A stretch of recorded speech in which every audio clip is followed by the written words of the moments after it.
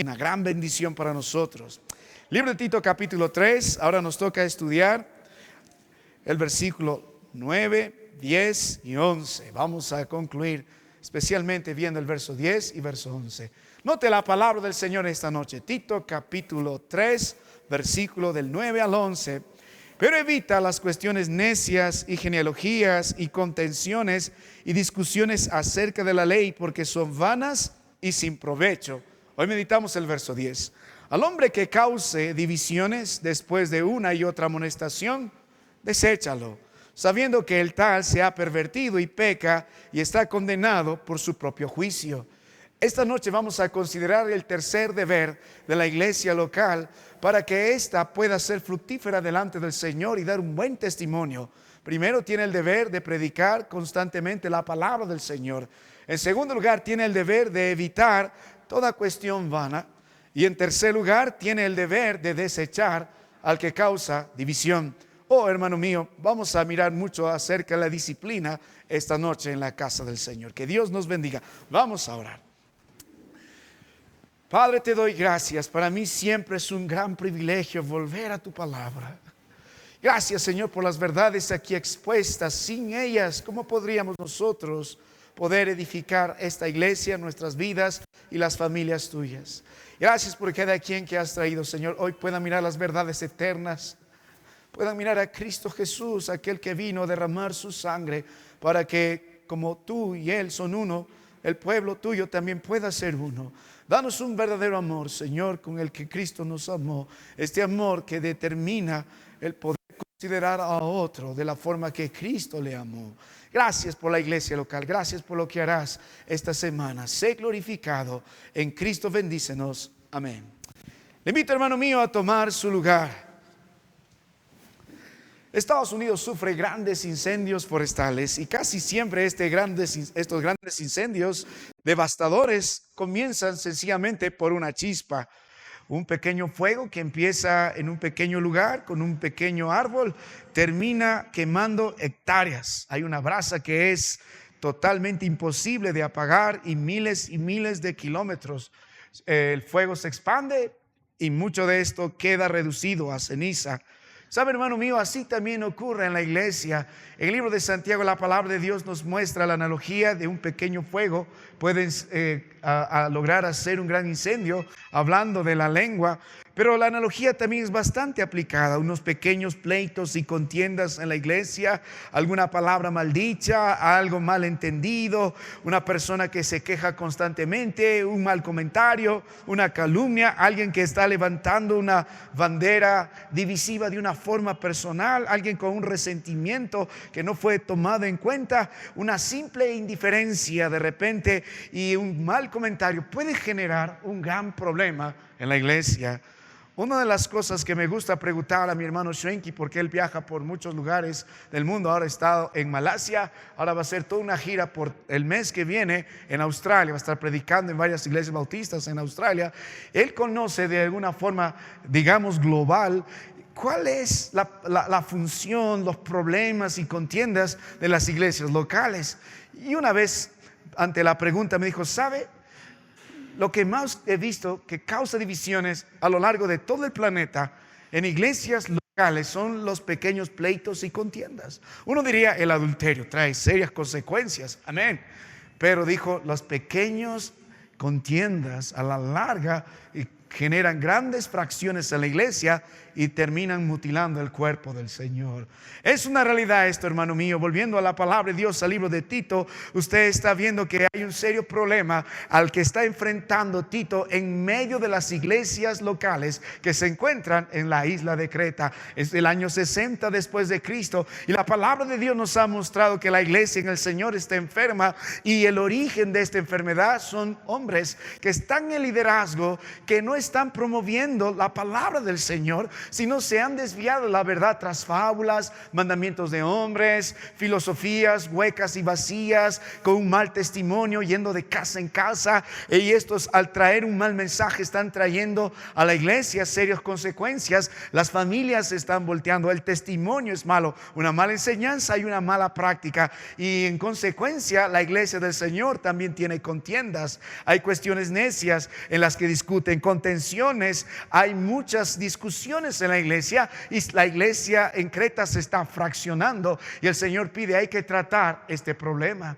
Y por eso tenemos la palabra de Dios. Por eso Dios puso a Tito para que corrija lo deficiente y empiece a establecer ancianos. Vamos a cortar el problema de raíz. Quita a estos falsos maestros, habladores de vanidades, contenciosos, y pon en lugar de eso ancianos cuya característica sea irreprensible. Y luego extiende esto a cada hermano de la iglesia, cada varón mayor de la iglesia, cada mujer mayor de la iglesia, cada joven y señorita de la iglesia debe ser piadoso, debe vivir conforme a la sana doctrina, para que en el capítulo 3 nosotros podamos tener una iglesia sana y que tenga un impacto bíblico a su entorno, porque el mensaje general de Tito 3 está en el verso 8. Al final dice, estas cosas son ¿qué? Buenas y útiles a los hombres. Dios puso esta iglesia para que sea luz y sea sal en medio de su entorno. Nuestra respuesta a la sociedad pagana, nuestra respuesta a la violencia, a la inmoralidad, a la idolatría, a la perversión, nuestra respuesta es el glorioso evangelio de Cristo Jesús, predicado no solo con nuestras bocas, sino con una vida de iglesia. Estas cosas son buenas, es decir, adornan lo que es del Señor, y útiles, son de provecho para todo tipo de hombre, no importa quién. Es el plan de nuestro Dios. Pero para ello, para tener este carácter piadoso como iglesia y tener una iglesia fructífera, la palabra de nuestro Dios dice a Tito, tienes que ocuparte en 3 grandes deberes. Y lo mismo está instando a la iglesia. Hay 3 grandes deberes para que nosotros podamos tener buenas obras, iglesia celosa de buenas obras, de buenos frutos, y tengamos un buen impacto. Y el primer deber está en el libro de Tito capítulo 3 versículo 8. Palabra fiel es esta: en estas cosas quiero que insistas con firmeza. Entonces el primer deber es predicar fielmente, insistentemente la palabra del Señor. Y hemos visto el mensaje del versículo 1 hasta el versículo 7, qué temas debe predicarse constantemente. Y eso es lo que usted quiere. No dice el Señor, predícale si quieren o no quieren escuchar. Debes predicar esto, quieran o no quieran escuchar. Es la responsabilidad del predicador.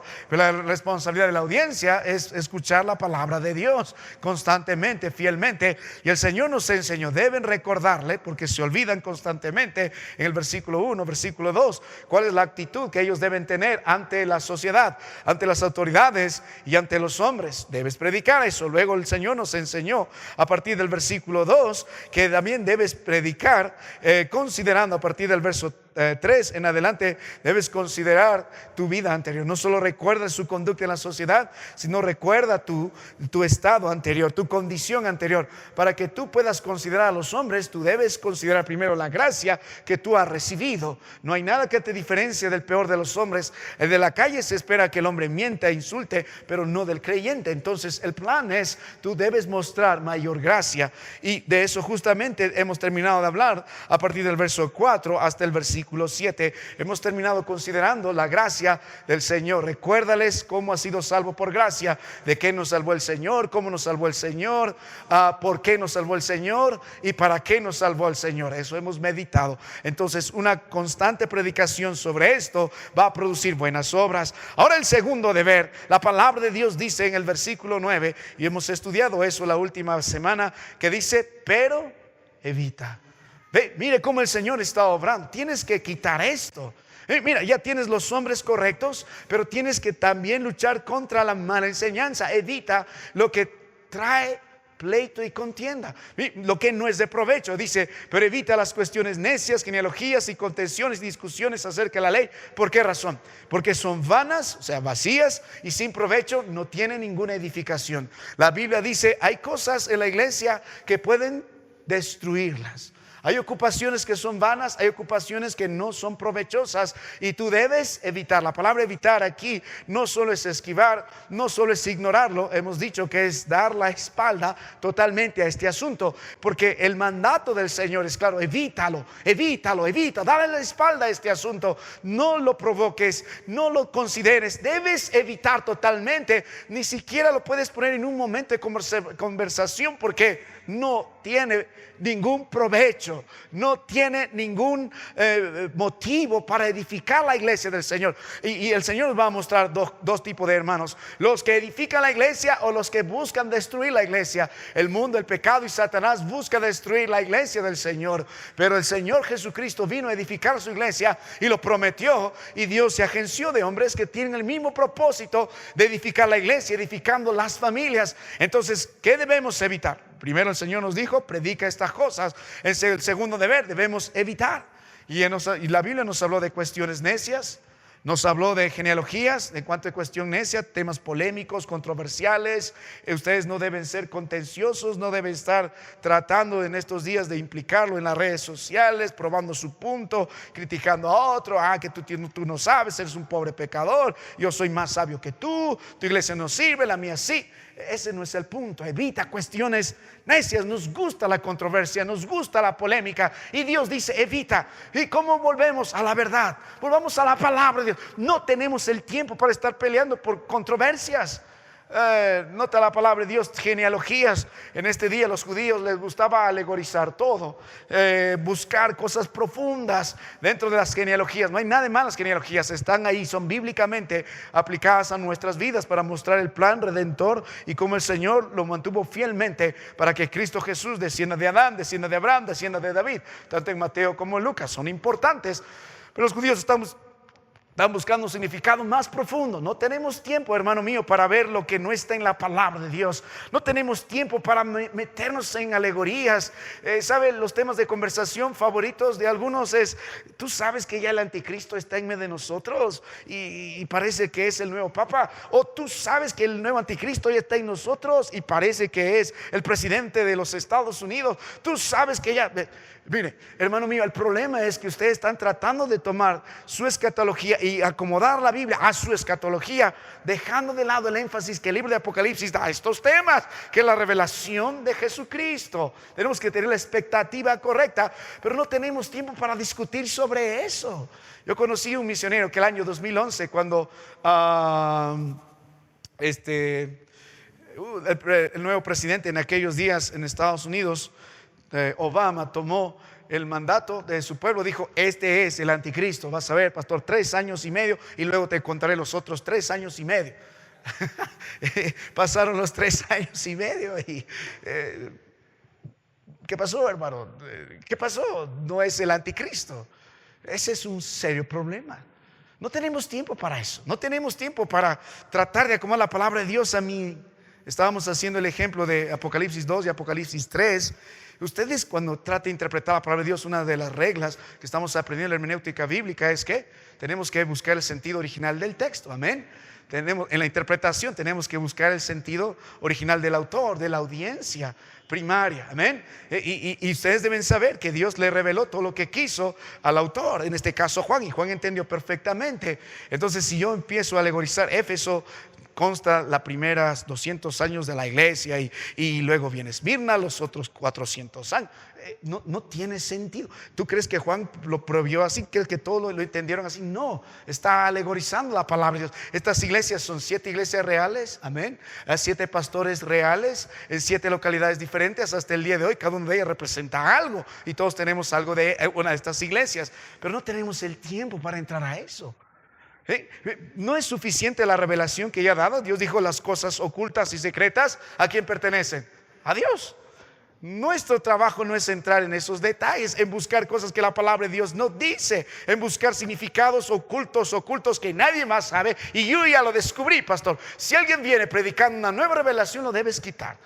Porque no tenemos mayor nueva revelación que la palabra de Dios. Se escribió el último amén, se acabó toda revelación. Muy bien, contenciones, lo mismo, cualquier tipo de asunto y discusiones, todo esto tiene que ver acerca de la ley. Todos tratando de volver a ser judíos, ¿no? ¿Por qué no celebras esto? ¿Por qué no celebras lo otro? Y más que nada, hermano, obligando a salvación por obras. No tenemos tiempo para eso, porque son vanas y sin provecho. Amén. Muy bien. Ahora vamos al versículo 10 y aquí nos compete esta noche el primer deber que hemos aprendido, porque estas cosas son buenas y útiles a los hombres y tienes una iglesia llena de frutos, entonces debe predicar la palabra de Dios. Entonces debes evitar estas cuestiones. Evita, dale espalda, no estés pleiteando, no estés argumentando, no seas controversial. Amén. Y en tercer lugar dice: al hombre que causa divisiones después de una otra amonestación, dale un beso. Amén.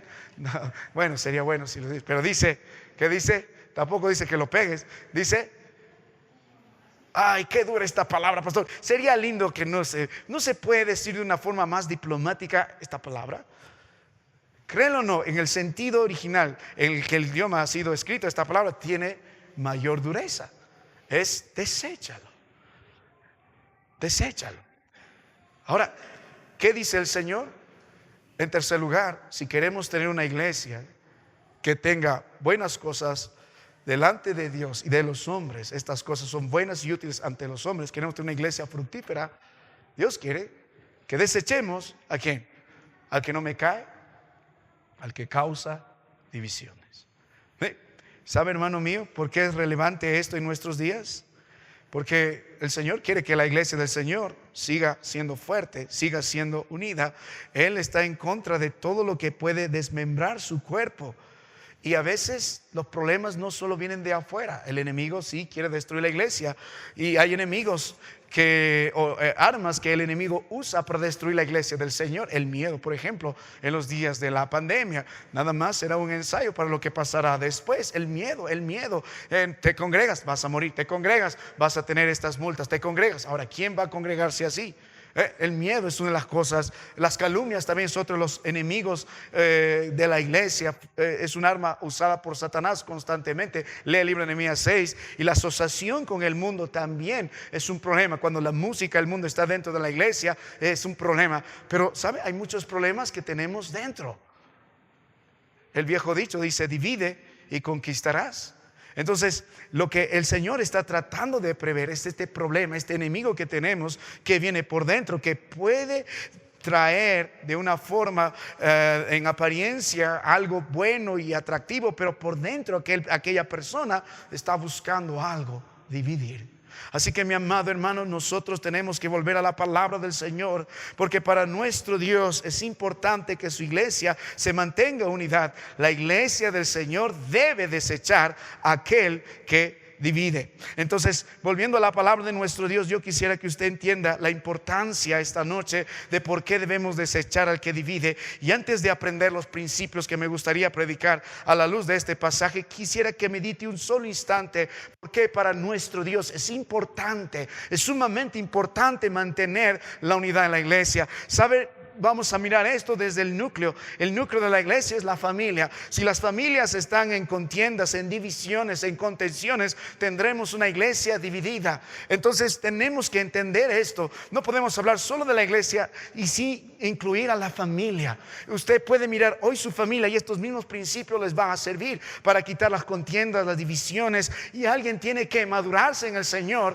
para ponerse en el plan del Señor de edificar la iglesia y de edificar su familia. Hermano mío, usted como varón de su hogar es el responsable de edificar su familia. Dios le va a pedir cuentas de la forma que edificó su vida, la vida de su esposa y la vida de sus hijos. ¿Cómo edificó? Nosotros estamos pasando años edificando este lugar y hemos tratado de hacerlo de la mejor forma, un buen proyecto, los mejores materiales, y no es el trabajo de la noche a la mañana. Y nuestra esperanza es que venga algo como un terremoto y pueda resistir. Algunos dijeron: aquí abajo trabajo es un búnker. Si hay una invasión de otro país y nos tiran bombas nucleares, entonces los trabajadores dicen, vamos a venir acá al sótano de la iglesia. Bueno, el punto es que cada uno de ustedes va a ver cómo va a sobreedificar su vida, si su familia o no va a resistir los embistes, las tentaciones, el pecado, incluso la misma ira de Dios. Cada uno de ustedes, hermano mío, tiene el ministerio de edificar su vida, la vida de su familia, conforme a los principios de la palabra de nuestro Dios. El Señor nunca va a ser glorificado en divisiones, en contiendas. El Señor nunca va a ser edificado en resentimientos, en rencillas. El Señor nunca va a ser glorificado en una familia así, y mucho menos en una iglesia así. Miren, la unidad es muy tratada en lo largo de la palabra de nuestro Dios, e incluso es una evidencia de que usted es verdadero creyente, que ama la unidad. Miren un momento la palabra de Dios, libro de Juan capítulo 17, el verso 23. La palabra de Dios dice: yo en ellos y tú en mí, para que sean perfectos. No solo dice estén en unidad, sino que dice sean perfectos. La palabra aquí dice completos, en unidad, para que el mundo conozca que tú me enviaste y que los has amado a ellos como también a mí me has amado. O sea, Jesús está dando testimonio de que nosotros somos verdaderos creyentes si nosotros vivimos ¿en qué? En unidad. Hay tres conceptos que a veces es bueno diferenciar en la Biblia cuando hablamos de este aspecto de unidad. Hablamos de unión, hablamos de unanimidad y hablamos de unidad. Todas tienden lo mismo, obviamente, a mantener un vínculo. Pero cuando hablamos de unión es eso exactamente. Estamos nosotros de alguna forma unidos en Cristo Jesús a través de su amor y su sangre preciosa. Estamos unidos. Pero también nosotros tenemos un cuerpo al que pertenecemos como iglesia del Señor. Y ahí hablamos de unanimidad. Cada uno tiene un rol diferente, pero forma parte. No solo está unido, sino que tiene interactuación con uno u otro miembro con un solo propósito: de cumplir la gran comisión, de glorificar el nombre de Dios, de edificarnos los unos a los otros. Cada uno de ustedes, así como tiene órganos diferentes, tiene cada uno de ellos una función especial, y si uno falla afecta a todo el cuerpo de la misma forma. Cuando Dios habla de unidad en la iglesia, significa que cada miembro, cada órgano de la iglesia está en perfecta armonía con los demás. Pero cuando hablamos de unanimidad, es el término más específico. Hablamos de una misma mente, de una misma forma de pensar. Yo sé que tenemos diferentes opiniones. Si ponemos esto en nuestras familias, él tiene una opinión sobre esto, ella tiene una opinión sobre esto. Vamos a suponer, vamos a pintar la casa. Él quiere color azul porque es su color favorito, ella quiere color rosa. Entonces hay problemas, hay pleitos, hay contiendas. No, él lo pintó azul, yo te dije que la cocina va a ser rosado. Y a veces se pelean por cosas que no tiene sentido, por puro orgullo. Entonces debemos tener el mismo parecer. Si no tenemos el mismo parecer, tenemos que volver a la palabra del Señor y buscar el mismo parecer. Yo, que tú, varón, le dejo a ella que pinte si quiere color rosado con conejitos blancos en las paredes. Entonces yo lo dejo. Evite ese problema. Sea maduro, sea maduro. Evitarías problemas. Amén. Déjale que ella edifique su casa.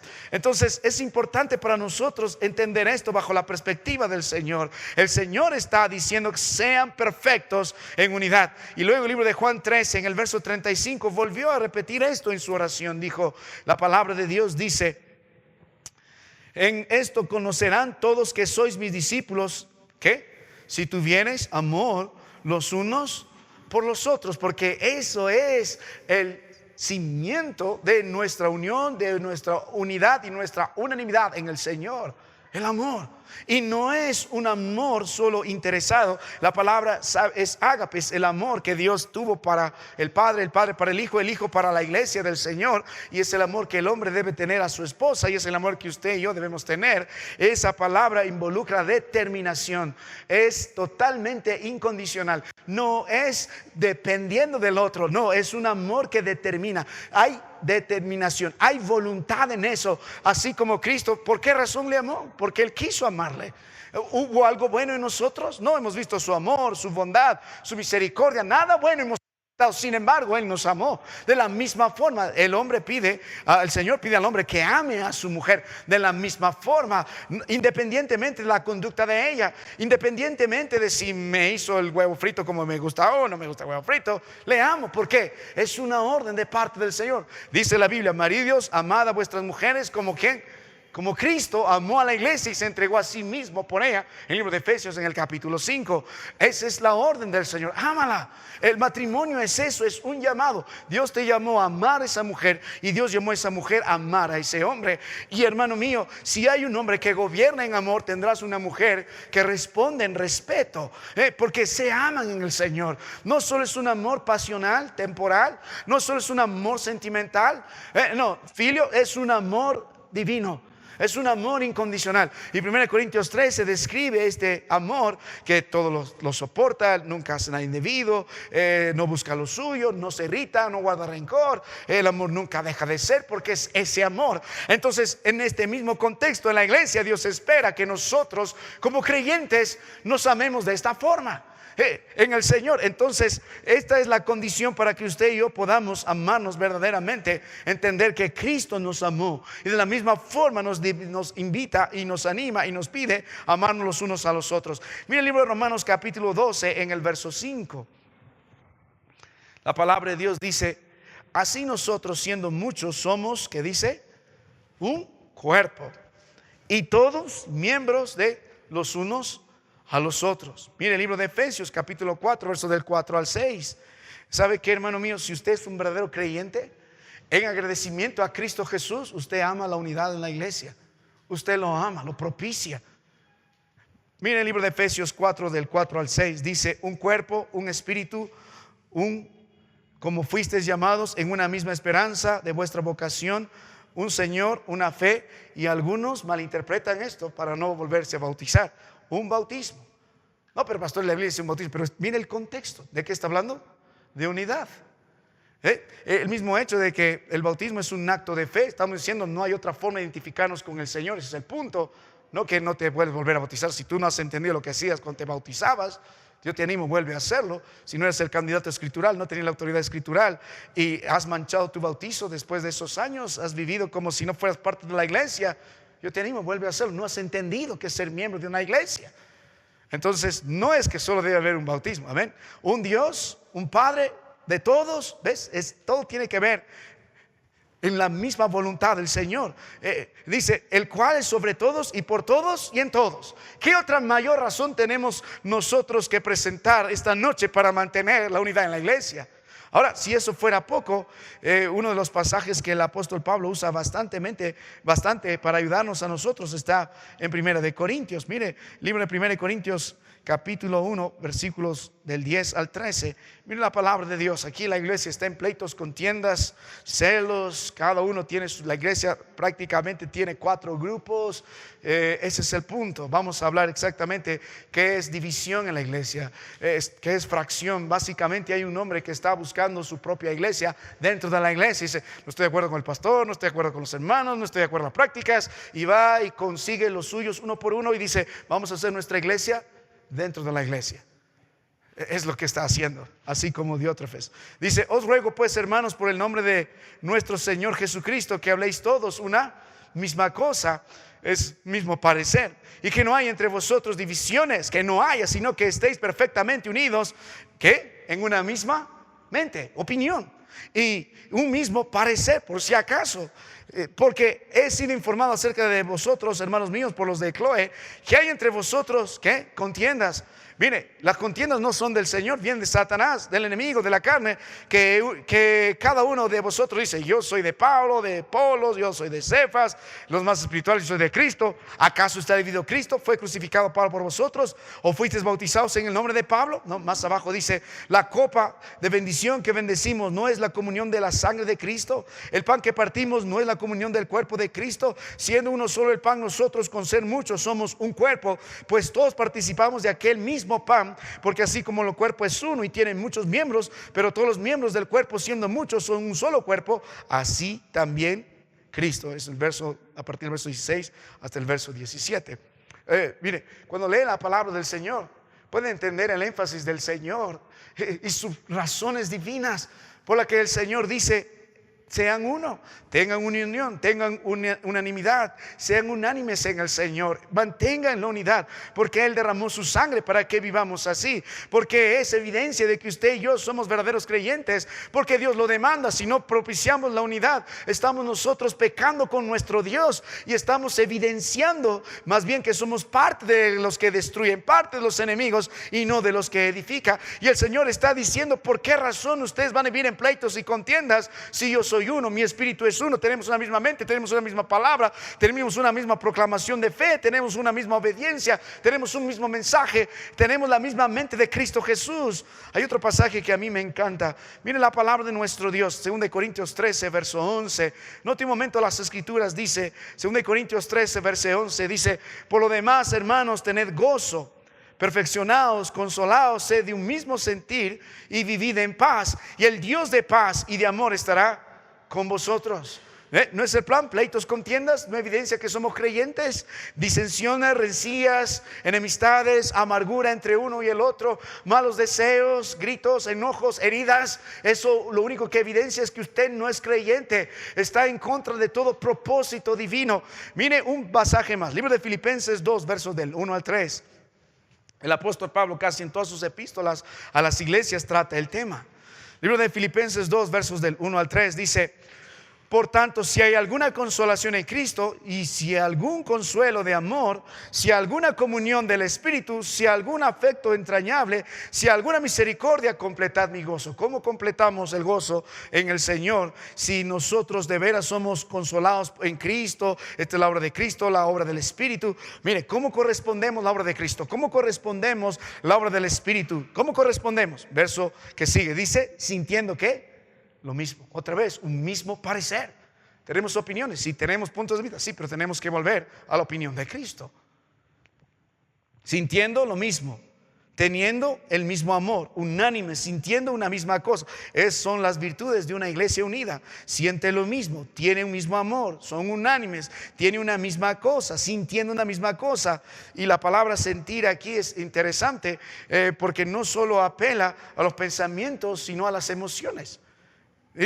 Dice: nada hagáis por contienda o por vanagloria, antes bien con humildad, estimando a cada uno de los hermanos como superiores a él mismo, porque uno de los problemas de las contiendas básicamente es el orgullo. Es el orgullo. Tú no sabes quién soy, no sabes con quién te has metido, etc. Ahora volvamos un momento a la palabra de Dios, libro de Tito capítulo 3, hermano mío. Entonces estamos esta noche viendo que la iglesia del Señor debe desechar al hombre que causa divisiones. Para Dios es importante la unidad, y el Señor nos muestra esto, esta verdad en un tenor de ordenanza que dice: si quieres deséchalo. ¿Qué dice? Deséchalo, nada más. Es severo, pero al mismo tiempo vamos a ver cómo hacerlo. Así que cómo nosotros debemos actuar frente a alguien que causa divisiones en la iglesia, cómo la iglesia del Señor trata este asunto, hermanos míos. Así que vamos a aprender 3 principios a la luz del libro de Tito 3 en estos 2 versículos, para que podamos nosotros tratar correctamente al que causa división en la iglesia. Así que hay 3 principios. El primer principio es identificar correctamente al que causa divisiones en la iglesia. En segundo lugar, tenemos que corregir correctamente al que causa divisiones en la iglesia. Y en tercer lugar, tenemos que argumentar esta corrección, aquel que causa divisiones en la iglesia. Ahí están los 3 principios. Vamos a identificar, vamos a corregir y tenemos que argumentar. Tenemos que explicar por qué. Así que vuelva a la palabra de Dios, libro de Tito capítulo 3, y note el versículo 10. Primer principio: ¿cómo tratamos al que causa divisiones en la iglesia? ¿Qué dice la palabra de nuestro Dios? Primero debemos identificarlo apropiadamente. No es un gusto, no me cae, no me gusta su corbata, no me gusta su cara, no me gusta cómo habla, no me gusta. No se trata de esto. Tenemos que juzgarnos, sí, pero bíblicamente. Tenemos que volver a la palabra de Dios. Note el versículo 10, dice: al hombre que causa divisiones. Subraya esto: al hombre. Amén. Pero mira su ministerio. ¿Qué hace? Causa divisiones. La palabra aquí es interesante, hermano mío. También algunos traducen esta palabra de hombre, o lo que está procurando hacer, del idioma en el que se escribió. De ahí viene la palabra hereje. la palabra hereje. Su significado inicial de esta palabra era escoger. Sé que por todo este año de oscurantismo, de la persecución religiosa, hereje era alguien totalmente lapidado, torturado, y lo declaraban hereje porque no cree en las doctrinas que la iglesia predica. Bueno, en la palabra de Dios el significado esencial es escoger. Pero entonces, ¿qué es este hombre que causa divisiones? Que la palabra de Dios identifica como un hereje, alguien que simplemente tiene este deseo. Mire, cuando llega a notar la palabra de nuestro Dios en esta expresión de causa divisiones, notará, hermano mío, que también se usa en el libro de Gálatas 5 del verso 19 al verso 21, cuando se habla de herejías, de adulterio, fornicación, inmundicia, la sigla hablando de las obras de la carne, idolatría, hechicería, enemistades, pleitos, celos, hilos, contiendas, disensiones. Y nota qué pegado, qué palabra está: herejías. Ve, alguien que tiene su propio plan, alguien que tiene su propio, motivo de la iglesia, alguien que tiene su propio discurso en la iglesia, alguien que tiene su propia agenda en la iglesia del Señor. A eso es la énfasis. Así que la persona facciosa que vemos en el libro de Tito, el capítulo 3, que causa divisiones, básicamente es alguien que no está dispuesta a someterse a la palabra de Dios. ¿Cómo sabemos esto? Porque el versículo 9 está estrechamente relacionado a aquel que vive en cuestiones necias, genealogías, todo esto que trae contenciones, que trae discusiones, y todo esto no edifica, es sin provecho. Es alguien que va a ir siempre en contra de la palabra de Dios, no está dispuesta a someterse a la palabra de Dios. Mire, el libro de Tito capítulo 3, la palabra de Dios capítulo 2, en el versículo 15, el apóstol Pablo nos enseñó esto en la autoridad. La Biblia dice, todos hablan de autoridad, pero la Biblia nos pone claro la autoridad en la iglesia. Esto habla y exhorta y reprende, que dice, con toda autoridad. Nadie te menosprecie. ¿Dónde está la autoridad? En la palabra de Dios. En la palabra de Dios. La autoridad que un padre ejerce en su familia tiene más peso en la palabra de Dios. Si ejerce la palabra de Dios y la aplica correctamente, cada principio para corregir a sus hijos, ahí está la autoridad. Mira, una corrección vale cuando uno medita y dice, hijo mío, la Biblia dice en Efesios 6:1, hijos, obedeced a vuestros padres en todo. Tú me has desobedecido y mira los problemas que has traído, porque te corrijo, porque Dios dijo que debes ser obediente. Ahí está el peso de la autoridad. ¿Por qué la esposa tiene que someterse a su marido? Porque le cae bien, o porque es el más guapo de todos, o porque es el hombre perfecto. Desde ya, hermanas, una noticia: tu esposo no es perfecto, amén. Así es. Ya que no está su esposa, ella sabe que soy perfecto. Y desde ya, hermanos, tu esposa no es perfecta. Todos saben, cuanto más tiempo viven juntos, conocen su andar, su entrada, su salida, sabes sus defectos, sabes sus errores, conoces sus faltas, con qué pie cojea, lo conoces. Pero ¿por qué razón debe someterse? Porque la palabra de Dios lo dice. Entonces, si hay autoridad que ejerce con la palabra del Señor, se predica con toda autoridad. ¿Por qué? Estás yendo en contra de ¿quién? Del Señor. Ese es el punto. Mire, las autoridades que Dios ha establecido para Él ejercer soberanamente su gobierno en el mundo, tenemos tres esferas. Tenemos la esfera de la sociedad. Dios puso gobernantes y autoridades, y Dios pide a ellos, según Romanos 13, que puedan ejercer su autoridad conforme a la palabra de Dios. Básicamente ellos son siervos del Señor y son siervos del pueblo al cual Dios les ha puesto. Cuando ellos se señorean sobre el pueblo que Dios ha puesto, ya no tienen autoridad. Su trabajo es premiar al bueno y castigar al malo. Lea Romanos 13 con detalle. Ahí hay 5 principios. En un momento se puede aplicar eso a las autoridades, pero de cómo ejercer. Pero tienes otra esfera, tienes la esfera de la iglesia, y Dios también ha puesto autoridades en la iglesia. Y nuestra autoridad entre pastores y líderes está en la palabra de Dios, y su trabajo es sujetarse bajo los principios bíblicos. Y también tienes una esfera, es la esfera familiar. Y Dios también puso niños, quieran o no, tienen autoridades. Papá y mamá se llaman, ellos son por una razón establecidos bíblicamente, tienen la autoridad en su hogar. Entonces, cuando el gobierno quiere entrar a tallar dentro de la esfera de la iglesia y dentro de la esfera de nuestra familia, y violenta lo que nosotros creemos correcto bíblicamente, ejerciendo autoridad en nuestros hogares, es mejor no hacerle caso. Cuando el gobierno dice cómo debes corregir a tus hijos, cuando el gobierno empieza a decir qué debes enseñar, qué no debes enseñar, entonces, lo siento, es mejor obedecer al Señor que a los hombres. Cuando el gobierno entra a la iglesia y nos dice qué predicar, qué no predicar, cuándo reunirnos, cuándo no reunirnos, entonces es mejor obedecer al Señor que a los hombres. Pero la autoridad está ¿en dónde? La palabra de Dios, en las Escrituras. Entonces, entendiendo esto, aquí hay un hombre que está abiertamente en contra de la palabra de Dios. El simple hecho de avispar a un hermano, otro hermano, tú no sabes que tal hermano, si tú no sabes que tal hermano es asá, está buscando algo. Y hay formas en las que el Señor nos ha enseñado cómo tratar el asunto. Lo vamos a ver con más detalle adelante. Pero el libro de Mateo 18 nos dice, si tu hermano, ahí hay 4 pasos. Si tu hermano peca contra ti, que dice, anda, públicalo primero en Facebook, o a todos los hermanos que le conoces. Eso dice. Entonces, ¿por qué tenemos pleitos y contiendas? Porque no queremos obedecer la palabra de Dios. Aunque tú tengas la razón, hermano mío, el punto aquí no está hablando solamente de los falsos maestros. No se limita solo a aquellos que están predicando con cuestiones acerca de la ley, contenciones, discusiones. No, está hablando de cualquier hermano. Está hablando de cualquier hermano. Cualquier hermano. Esto de sacar a aquellos que causan divisiones va más allá. Mire, es obvio que al que estaba predicando herejías lo vas a sacar, pero está hablando de aquel que puede causar división, de cualquier hermano, de cualquier persona que amenaza la unidad de la iglesia. Ese es el punto. Y no importa que el argumento pueda ser favorable al que está causando división, pero mira el efecto. Es el punto, mira el efecto. Puede ser que tu hermano pecó contra ti y tú en amargura y enojo vas y publicas todo el asunto y le agregas tu pimienta y tu comino de lo que el hermano te dijo, cómo te miró, no parece un buen hermano, años que lo conozco, que así, que asá. Y perdón, mi hermano, pero ustedes son muy inmaduros. Tragan como si fuera verdad ese asunto.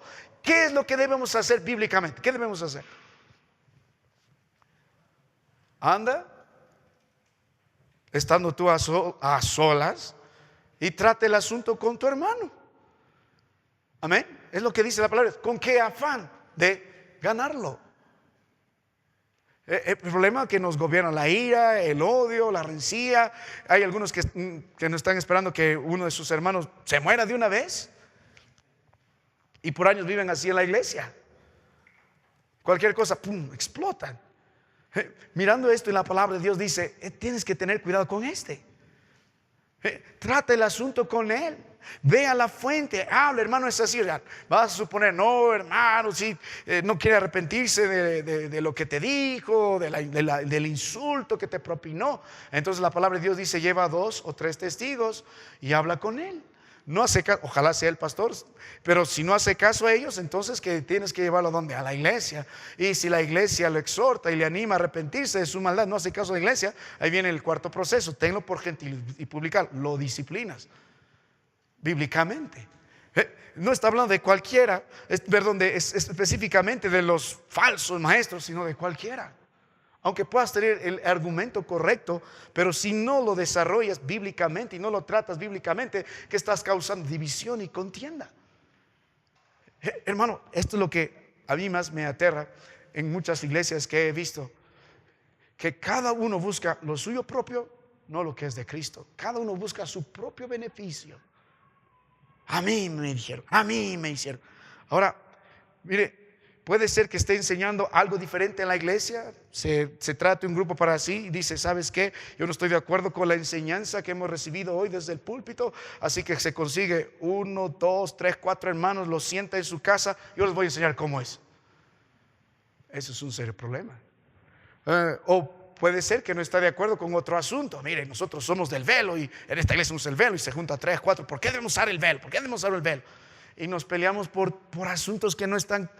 Dios dijo, si alguno es contencioso con eso, que lo sea. Pero no estamos para pelear eso. El punto es que está formando un grupo dentro del grupo de la iglesia. Está formando su iglesia dentro de su propia iglesia.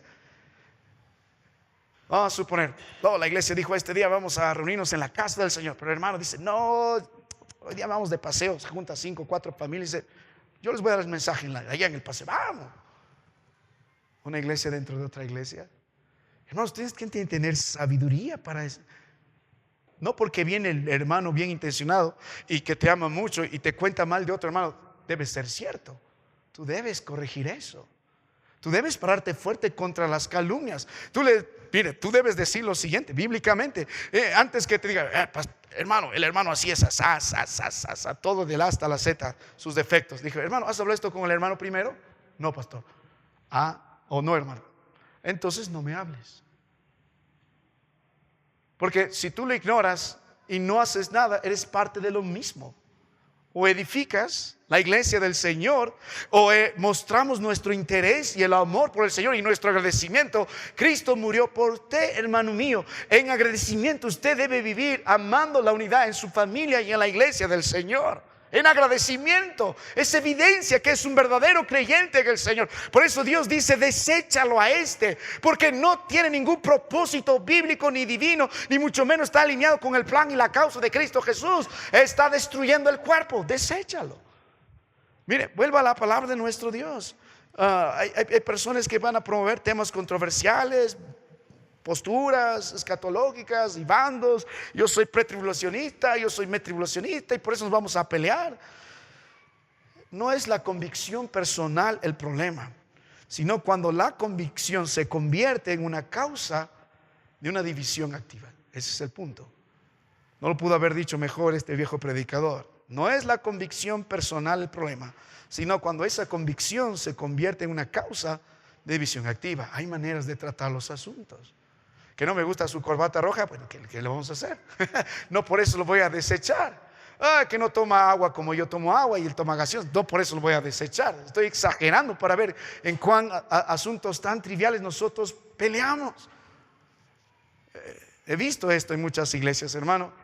Esto lo vi hace poco. Dos señoritas se pelearon en una iglesia.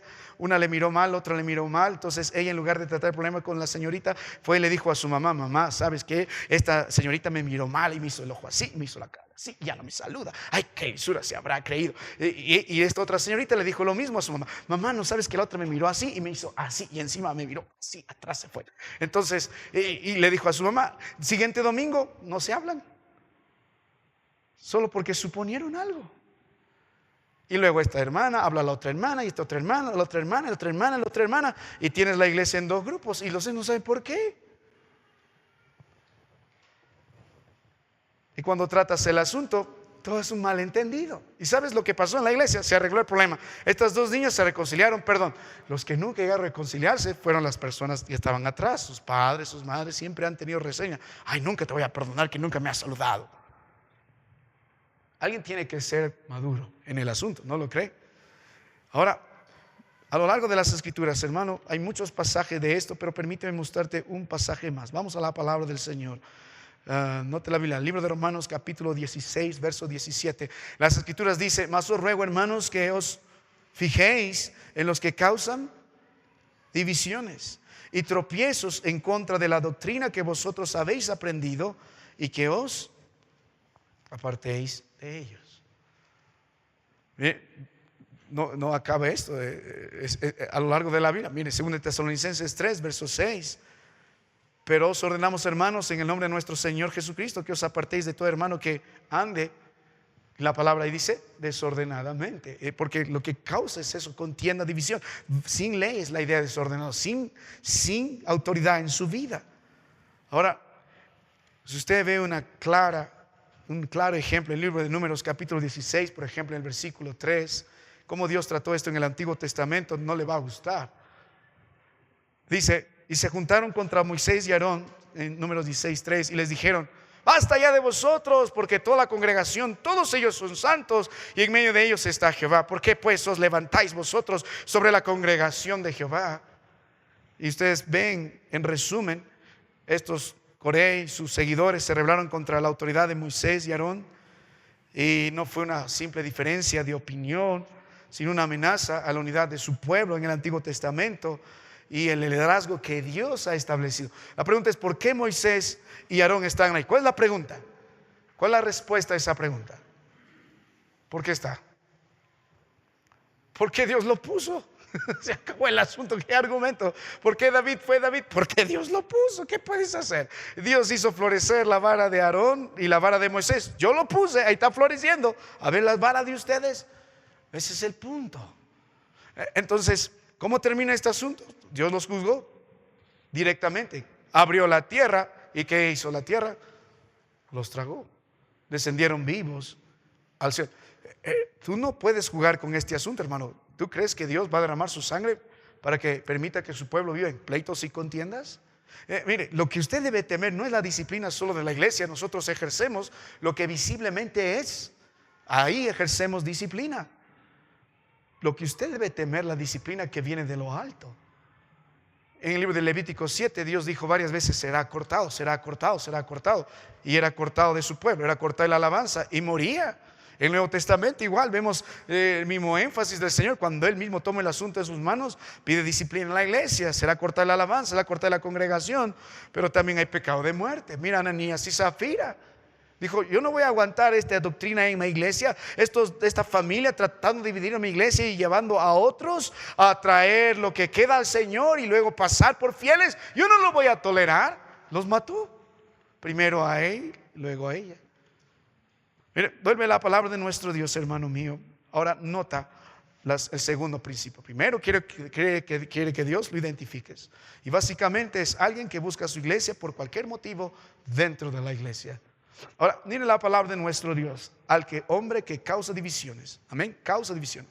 Que dice: después de una y otra y otra y otra y otra amonestación, desecha. No, dice: después de una y otra amonestación. Que dice: deséchalo. El proceso aquí es claro. ¿Cómo es la forma de corregir? Hemos visto la identificación. Ahora Dios dice: corrígelo correctamente. Primero, en gracia, Dios dice: amonéstalo 2 veces. Una y otra. 2 amonestaciones. ¿Ven? 2 amonestaciones. Todos queremos tener grandes privilegios en la iglesia. Qué lindo ese privilegio en la iglesia. Pero cuando tienes que enfrentar amonestando a alguien con este tipo de problemas en la iglesia, nadie quiere ponerse en el día de la batalla donde debe pararse. He visto muchos pastores fracasar en esas áreas en esos días de la batalla. Y he visto padres de familia también fracasar en esas áreas en los días de la batalla en sus hogares. Cuando es tiempo de amonestar, no lo hacen. La palabra amonestar aquí tiene que ver obviamente con llamar la atención bajo las escrituras. En otra traducción se dijo: repréndelos duramente. Mire el libro de Tito capítulo 1 verso 13, dice: este testimonio es verdadero, por tanto ahí también amonéstalos. Repréndelos duramente para que sean sanos en la fe. ¿Cuál es el propósito de la corrección, de la reprensión? No la destrucción. Es que toda disciplina tiene este propósito. ¿Qué busca la disciplina? Arrepentimiento. Arrepentimiento es lo que busca. No es porque ya lo sepultamos y quedó ahí para siempre. No, busca el Señor en su gracia, en la iglesia, en este pacto de la gracia, un verdadero arrepentimiento. Dios pudo decirle al hombre que hace división de una vez: deséchalo, pero dijo: en gracia amonéstalo una y otra vez. Después que le has hecho 2 advertencias, no más, deséchalo. No contiendas sobre ello, simplemente desecho. Se ha comprobado, está buscando una iglesia dentro de la propia iglesia.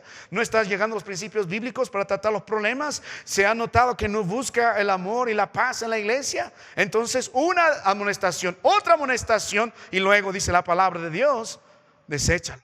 Por eso en Romanos 16 y el 17 nos dijo: os ruego, hermanos, que se fijéis en los que causan divisiones y tropiezos en contra de la doctrina, y que lo que vosotros habéis aprendido. El patrón bíblico es claro: confróntalo 1, confróntalo 2 y en tercer lugar, deséchalo. ¿Sabe? Este principio es importante en la vida de ustedes en el hogar. Deben cortar cualquier cosa que cause división en su hogar. No lo conviene. No va a estar peleando por los colores de la casa. No, córtalo, vuelve a la palabra de Dios. Alguien que se madure.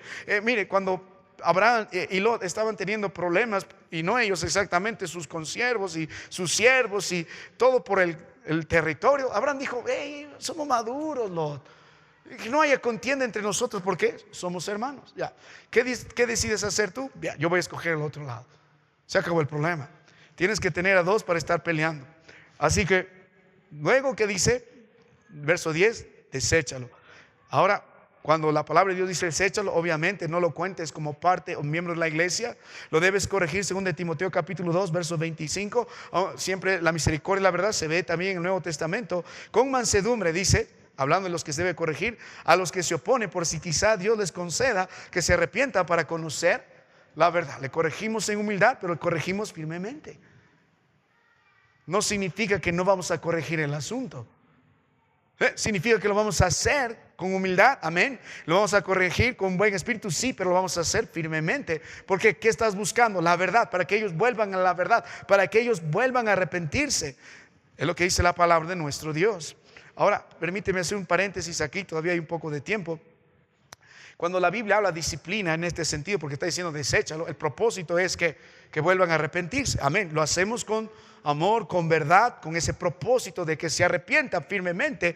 Pero yo quiero que note, hay dos tipos de pecados en la iglesia que ameritan, digamos, disciplina en este sentido. Primero, cuando uno peca de manera personal, directa con usted. Se trata Mateo 18.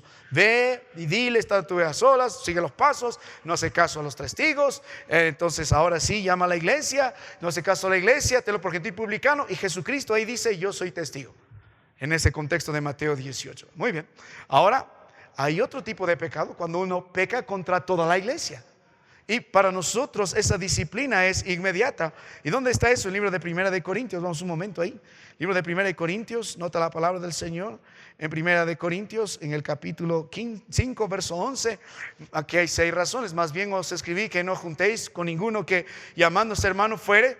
O sea, si alguno de ustedes abiertamente se conoce en fornicación o adulterio, avaro, idólatra, obviamente no va a estar detrás de una gran imagen, ¿no? O maldiciente, tiene que ver todo lo que involucra violencia, borracho o un ladrón. Si Dios lo publica, eso es la disciplina en esta iglesia, es automática. O sea, no tenemos que reunirnos, no, ya es automática, es automática. Ahora, en ese mismo sentido, porque este hermano que hizo, pecó contra toda la iglesia. Está diciendo, así somos todos. No, nosotros no somos borrachos, nosotros no somos adultos, nosotros no somos ladrones, no tenemos la práctica de ser idólatras. No, nosotros no. Y Dios pide esto, es necesario, porque Dios santifica a su iglesia. Tenemos que hacerlo. Ahora, ¿cuál es la diferencia con Tito 3? Tito 3 dice, una amonestación, otra amonestación, y casi al mismo nivel de 1 Corintios 5:11, deséchalo. Se ha comprobado que el hombre está causando división, lo amonestaron 1, 2, en la tercera no más. Hermano, no formas más parte de la membresía de la iglesia. ¿Por qué? Porque Dios quiere que el peligro sea contenido rápidamente. No quiere que ese pequeño fuego se expanda y termine quitándolo todo. Un poco de levadura leuda toda la masa. No podemos tener a alguien teniendo su iglesia dentro de la iglesia. Vamos a suponer que un hermano se convierte al mormonismo en esta iglesia y de pronto está llevando gente para otro lado. ¿Lo vamos a permitir? No, no, córtalo. Muy bien, volvemos a la palabra de nuestro Dios, hermano. Volvemos a la palabra de nuestro Dios y permíteme meditar en el último principio esta noche, que dice: el hombre que causa divisiones después de una menstruación, desecha. Lo hemos visto, el principio de identificarlo correctamente. Básicamente es alguien que por cualquier cosa hace su iglesia dentro de la iglesia. En segundo lugar, hemos visto la manera correcta de corregirlo: una amonestación, otra amonestación, luego en disciplina. Y hemos hecho las referencias con los otros tipos de disciplina en la iglesia. Ahora, pero note la palabra de Dios, verso 11, ¿qué dice?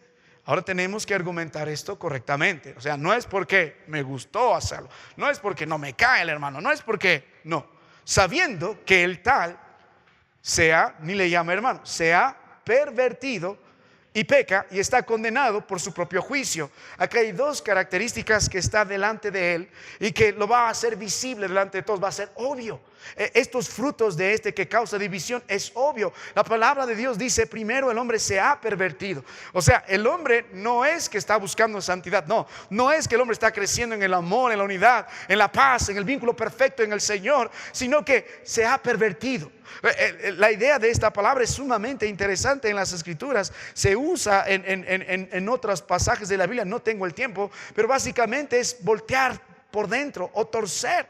La persona que es divisiva, facciosa, se ha dejado retorcer. ¿Por qué? Por su pecado constante.